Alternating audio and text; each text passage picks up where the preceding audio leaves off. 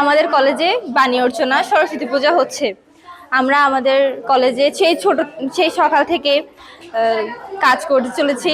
এখানে কলেজের স্টুডেন্টরা সবাই একসাথে আছে, তারপরে একটু পর পুষ্পাঞ্জলি নেওয়া হবে। আমরা মায়ের কাছে এই প্রার্থনা করি যে আমরা যাতে পড়ালেখা আর একটু ভালো করতে পারি, এই জন্য আমরা মায়ের কাছে আসি। আজকে হচ্ছে যে আমাদের দেবী মায়ের সরস্বতী পূজা, আর আজকে আমরা এখানে বাণী দেবী মায়ের বাণী অর্চনা দিতে আসছি। আজকে আমরা পুষ্পাঞ্জলি দিতে আসছি। দেবী হচ্ছে আমাদের বিদ্যা দেবী, ওনার বাহন হচ্ছে হংস। আমরা প্রতি বছরই এই দিনে ওনার পূজা করে থাকি বিদ্যা অর্জনের লক্ষ্যে। আমরা এই দিনটাকে অনেক স্পেশালভাবে করে থাকি। গতকাল থেকে শুরু হয়েছে, আজকে একদিন পরে আমরা কালকে মাকে বিসর্জন দেব। আজকে পুষ্পাঞ্জলি দিয়েছি। পুষ্পাঞ্জলি দেওয়ার পরে মাকে আমরা প্রার্থনা করেছি আমরা যেন জ্ঞানী গুণে আমরা শিক্ষা দীক্ষায় মায়ের আশীর্বাদে আমরা যেন বাংলাদেশকে একটি সুশিক্ষিত সুশীল সমাজ হিসেবে আমরা গড়ে তুলতে পারি। প্রথমে বলি, আমাদের মা সরস্বতী হলো আমাদের বিদ্যার দেবী, বিদ্যা অর্জনের দেবী, শক্তি জ্ঞান প্রদায়িনী দেবী। আমাদের বিদ্যা লাভের জন্য, সুশিক্ষায় শিক্ষিত হওয়ার জন্য আমরা এই পূজা করে থাকি।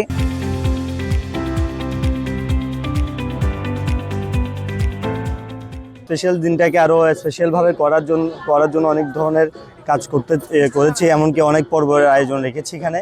যেমন কালকে অধিবাস ছিল আমাদের, অধিবাসকে আমরা সকাল থেকেই বিভিন্ন পূজার আয়োজন করেছি এবং আমাদের অত্র কলেজের প্রিন্সিপাল স্যার ম্যাম সবাই মিলে আমরা সর্বজনীনভাবে অনেক আনন্দ সহকারে আমরা পূজার আয়োজন করেছি এবং পূজা শেষ হয়েছে। সবাইকে প্রসাদ বিতরণ করলাম। ব্রহ্মার স্ত্রী সরস্বতী, ব্রহ্মা যখন পৃথিবী সৃষ্টি করেছিলেন তখন দেখা গেল পৃথিবী সৃষ্টি হওয়ার পরে পুরা পৃথিবী নীরব, নিস্তব্ধ, চুপচাপ, একেবারে কোনো শব্দ নাই। তখন ব্রহ্মা মনে মনে ভাবছিলেন যে সৃষ্টি তো হয়ে গেল, কিন্তু এত নীরব, এত চুপচাপ, এটা দিয়ে হয় না। হ্যাঁ, সে চিন্তা করার পরে সে তার নিজের দেহের তেজ থেকে, আলো থেকে সে সরস্বতীকে সৃষ্টি করলেন। সরস্বতী হয়ে গেল সৃষ্টি।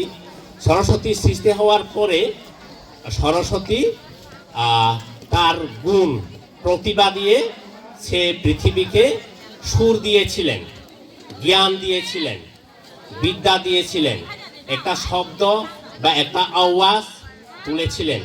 তখন থেকে আমরা সরস্বতীকে জ্ঞানের আলোর দেবী হিসেবে আমরা জেনে এসেছি।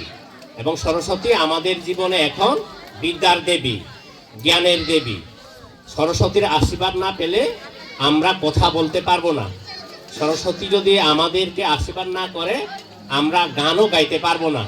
সেজন্য আগেকার আমল থেকে সরস্বতীর কাছ থেকে সঙ্গীত পাই, আমরা বিদ্যা অর্জন করি, জ্ঞান লাভ করি।